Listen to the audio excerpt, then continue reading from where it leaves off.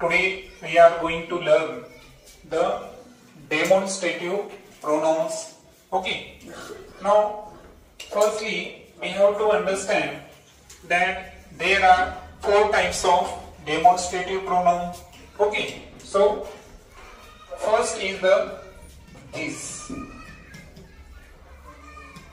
Okay. So, in which condition we have to use this? Okay, when any object is physically close. Okay, so any object is physically close or near. Okay, so it is a close, it is a near distance. Okay, and a noun or object or anything is in the form of a singular. In this condition we have to use this.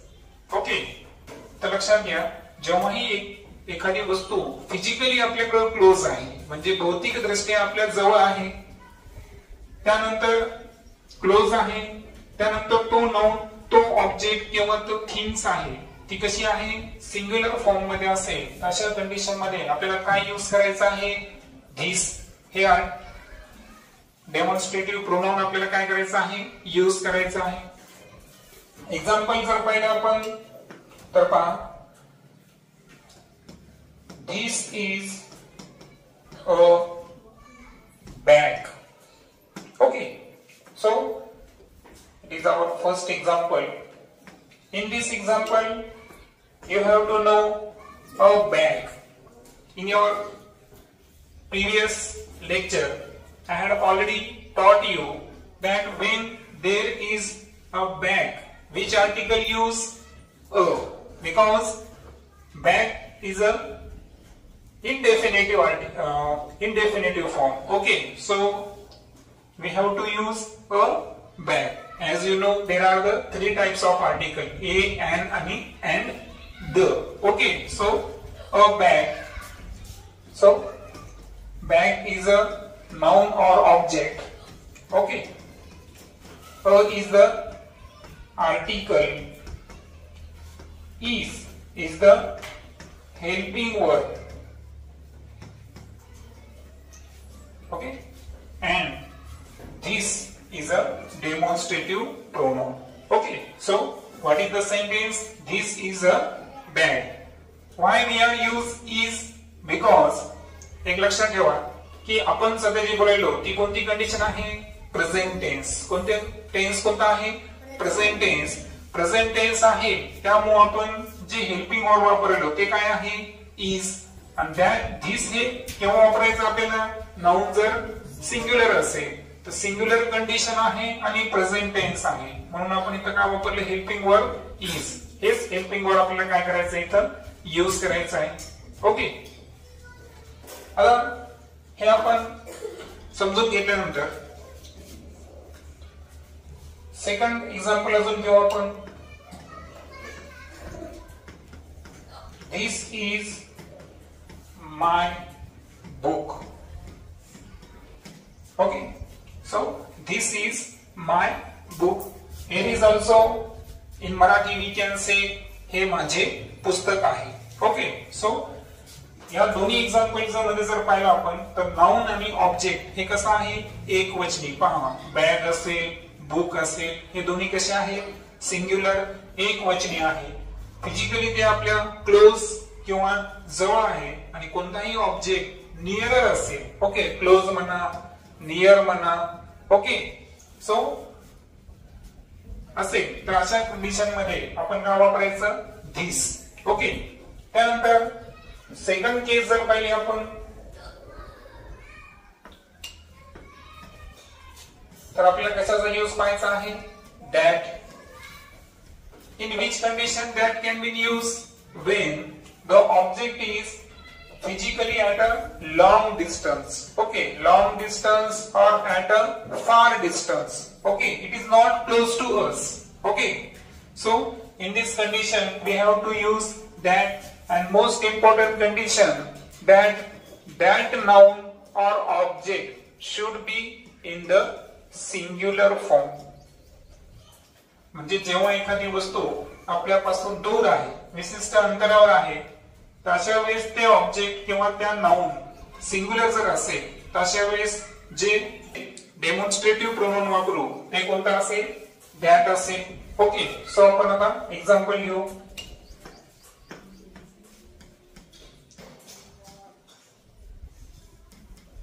That is my book. Okay. Second example, suppose window. Window is far from us. Okay, it is at some distance from us. We can write that is a window. Okay. So in this way you can make more and more sentences. Suppose there is a tree. Okay, so we can say that is a tree. Okay, so तुमच्या लक्षात आलं असेल की object जर एकवचनी आणि आपल्या जवळ असेल तर आपल्याला काय वापरायचं आहे? दिस. आणि ऑब्जेक्ट जर अनेकवचनी असेल, एकवचनी आहे मात्र आपल्यापासून दूर अंतरावर आहे, तर तेव्हा काय वापरायचं आहे? दॅट. त्यानंतर थर्ड आहे पहा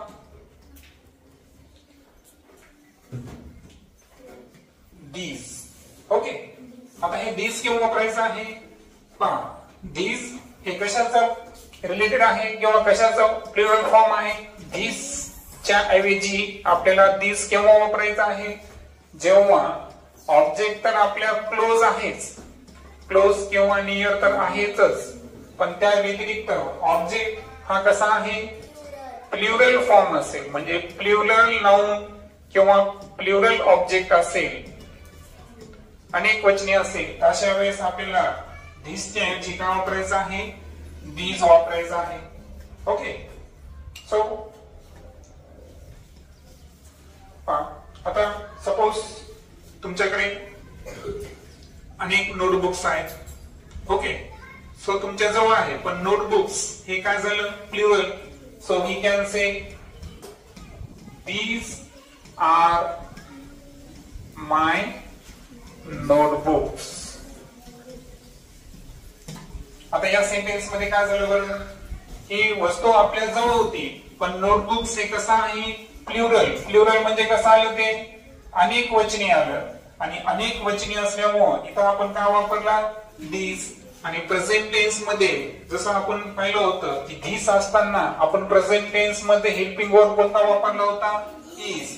परंतु प्रेझेंट टेन्स मध्ये these साठी आपल्याला जो हेल्पिंग वर्ब वापरायचा आहे तो कोणता आहे?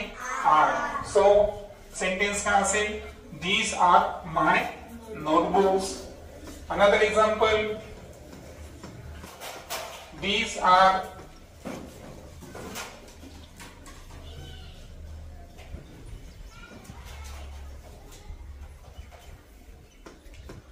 gel pens.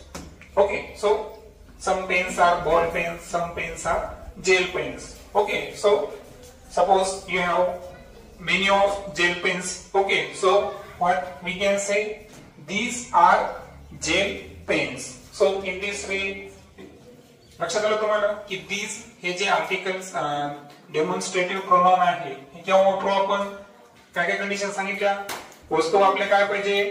जवळ पाहिजे है ना, आणि त्यानंतर ते कोणत्या फॉर्म मध्ये पाहिजे? आपल्याला प्लुरल फॉर्म मध्ये असेल तर these च्या ऐवजी आपण कशाचा वापर करणार? these चा वापर करणार. आणि स्पेशली प्रेझेंट टेन्स मध्ये आपण सध्या डिस्कस करायलो, त्यामुळे these साठी आपण जसं हेल्पिंग वर्ब इज वापरलं होतं तसंच these साठी आपण हेल्पिंग वर्ब काय वापरायचं? आर वापरायचं. आणि फायनली आपण बोलूया दोज संदर्भात.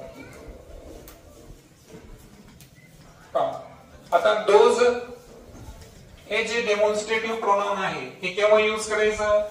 जेव्हा ऑब्जेक्ट कसा आहे? फार किंवा लॉंग डिस्टन्सला आहे, फिजिकली तो आपल्यापासून दूर असेल. त्यानंतर जे ऑब्जेक्ट किंवा नाउन आहे ते सिंग्युलरच्या ऐवजी कसे असतील? प्लुरल फॉर्म मध्ये असतील, म्हणजे अनेक वचनी असतील. तर या केस मध्ये आपण काय करणार बरं? दॅटचा वापर करणार आहे का? नाही. तर दॅटच्या ऐवजी आपल्याला त्याचा प्लुरल फॉर्म का वापरायचा आहे? दोज. ओके. आणि मी तुम्हाला सांगितलं होतं की सध्या आपण कोणत्या टेन्स बद्दल बोलायलो? Present tense. प्रेझेंट टेन्स मध्ये दॅट साठी आपण कोणते हेल्पिंग वर्ब यूज करतो सध्या? इज. तर तसंच दोज साठी आपण कोणतं हेल्पिंग वर्ब वापरणार? आर हे यूज करणार. ओके. सो एक्झाम्पल घेऊ. पहा आता सपोज तिथे आपण बरेचसे काय पाहिले? एनिमल्स पाहिले. Okay, animals. So we can say that those are animals. Okay, or those are my friends. Those are animals. ते प्राणी आहेत. प्लुरल फॉर्म होतं आणि आपल्यापासून कसं होतं? दूर होतं, म्हणून आपण काय वापरला? दोज. त्यानंतर दोज आर माय फ्रेंड्स. एक वचनी आहे का? नाही, प्लुरल फॉर्म मध्ये आहे आणि that's why we use those are my friends. Those are mountains. Okay. So पर्वत आहे. ओके. सो अनेक वचने जर असेल तर आपण काय वापरणार? Those are mountains. Okay. So typically तुमच्या लक्षात आलं असेल की एकूण आपण आज जे डेमॉन्स्ट्रेटिव्ह प्रोनाउन्स पाहिले ते किती टाइपचे होते? 4 टाइपचे होते. इथे लक्षात कोणते कोणते? This, that, these, those. वस्तू जवळ असेल, सिंग्युलर फॉर्म मध्ये असेल तर काय वापरणार? धीस.